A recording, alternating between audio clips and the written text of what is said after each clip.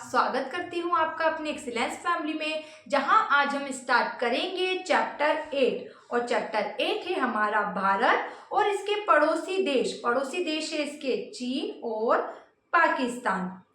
तो हमें क्या करना है, इनका तुलनात्मक विकास अनुभव, मतलब हम इस पूरे चैप्टर में भारत, चीन, पाकिस्तान इनकी विकास की रणनीतियों के बारे में, मानव विकास संकेतक के बारे में, जनांकीय संकेतक के बारे में, इनके बारे में पढ़ेंगे। तो पहला टॉपिक तो हमारा विकासात्मक नीतियों को लेकर है कि भारत और इसके पड़ोसी देश चीन और पाकिस्तान के विकास की नीतियां कैसी थी।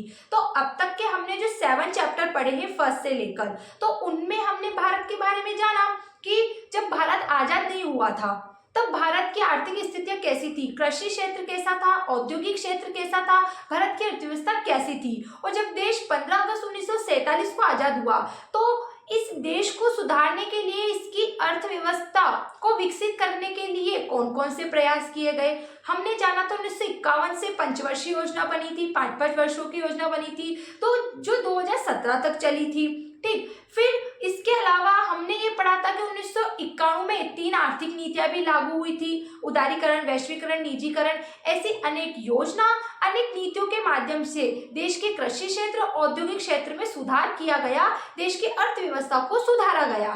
ठीक है, अब हम यहाँ पर चीन और पाकिस्तान की विकास नीतियों के बारे में पढ़ेंगे, क्योंकि भारत की विकास नीतियों के बारे में हम फर्स्ट चैप्टर से 7 चैप्टर तक पढ़ते हुए आए हैं, तो हम चीन को यहाँ पर पढ़ेंगे, चीन की विकास नीतियां। तो चीन की विकास नीतियां कैसी थी देखते हैं।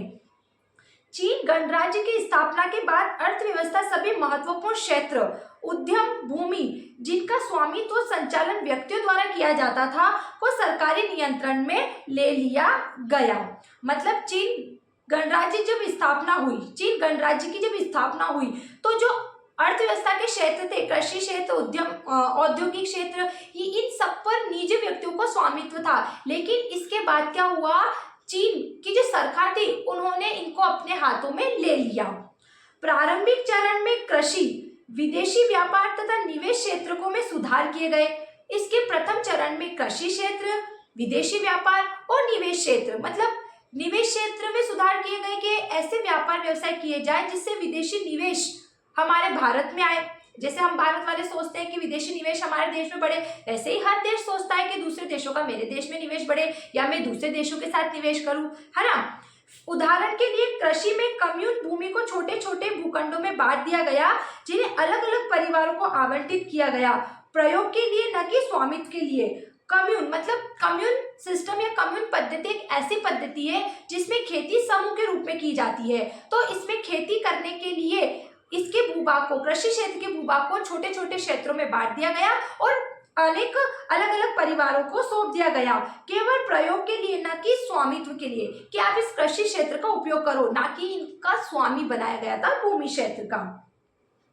बाद के चरण में औद्योगिक क्षेत्र में सुधार किया गया, पहले कृषि क्षेत्र में किया गया जिसमें क्या किया गया, कम्यून पद्धति लागू की। फिर औद्योगिक क्षेत्र में सुधार किया जिसमें सामान्य नगरीय तथा ग्रामीण उद्यमों के निजी क्षेत्र की उन फर्मों को वस्तु उत्पादित करने की अनुमति थी जो स्थानीय लोगों के स्वामित्व और संचालन के अधीन थे। मतलब निजी क्षेत्र के व्यक्तियों को उन उद्योगों को संचालित करने के लिए प्रेरित किया गया जो उनके स्वामित्व के थे, जो उनके स्वयं के थे और उनका संचालन वो स्वयं करते थे।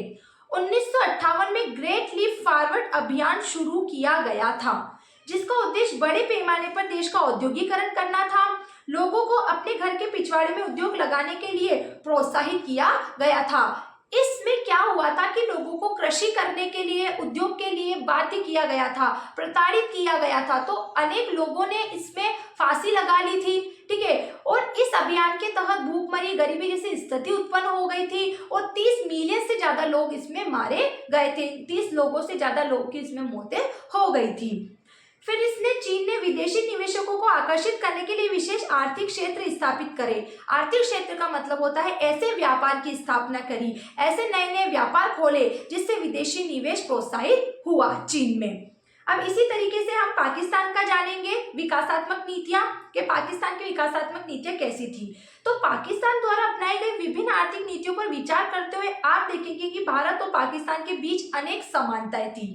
भारत और पाकिस्तान दोनों की नीतियां विकास की एक जैसी थी। कैसे, जानते हैं। पाकिस्तान में सार्वजनिक तथा निजी क्षेत्र को सह अस्तित्व वाली मिश्रित अर्थव्यवस्था मॉडल का अनुसरण किया जाता है। मतलब पाकिस्तान ने भारत के जैसे मिश्रित अर्थव्यवस्था को अपनाया, जिसमें पूंजीवादी समाजवादी दोनों अर्थव्यवस्था का समावेश था। 1950 और 60 के दशक के अंत में पाकिस्तान के अनेक प्रकार की नियंत्रित नीतियों का प्रारूप लागू किया, जैसे उद्योगों पर आधारित आयात प्रतिस्थापन। आयात प्रतिस्थापन का मतलब होता है कि आप विदेशों से जिस वस्तु का आयात कर रहे हो उन वस्तु का अपने ही देश में निर्माण करो। तो ये नीति भारत की थी, यही नीति को पाकिस्तान ने भी अपनाया कि विदेशों से वस्तु को आयात न करते हुए भारत में उस वस्तु को बनाया जाए और उपयोग में लाया जाए। और आयात प्रतिस्थापन के लिए कोटा प्रशुल्क किया, मतलब कि बड़े पैमाने पर आयात शुल्क लगा दिया गया, जिससे वो वस्तु देश में आ ही ना सके। मतलब देश में वस्तु 10 रुपए की है और वही वस्तु अगर आप बाहर से मंगाओगे तो वो आपको 20 या 30 रुपए में मिलेगी। तो वस्तु महंगी कर दी गई शुल्क लगाकर, तो उस वस्तु को नहीं खरीदा गया। हरित क्रांति के आने से यंत्रीकरण का युग शुरू हुआ। चुनिंदा क्षेत्रों के अतिरिक्त संरचना में सरकारी निवेश में वृद्धि हुई, जिसके फलस्वरूप खाद्यान्नों के उत्पादन में अंतोगत्वा वृद्धि हुई।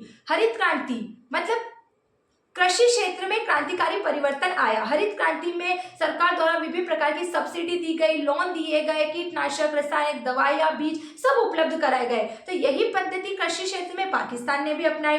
1970 के दशक में भारत और इसके पड़ोसी देशों के तुलनात्मक विकास अनुभव पूंजीगत वस्तुओं के उद्योगों का राष्ट्रीयकरण हुआ। राष्ट्रीयकरण का मतलब है यहाँ पर कि जो सबसे पहले देखते हैं पूंजीगत वस्तु क्या होती है। तो पूंजीगत वस्तु का मतलब होता है ऐसी वस्तु बनाना जिस वस्तु से दूसरी वस्तु का निर्माण हो सके।